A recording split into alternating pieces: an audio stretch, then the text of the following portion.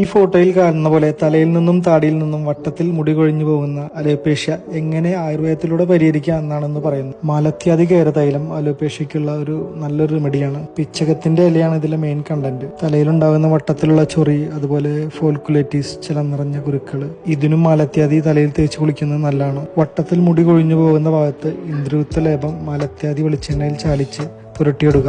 1 മണിക്കൂറിന് ശേഷം മലത്യാദി കേരം പൂർണ്ണമായിട്ടും തലയിൽ പുരട്ടുക.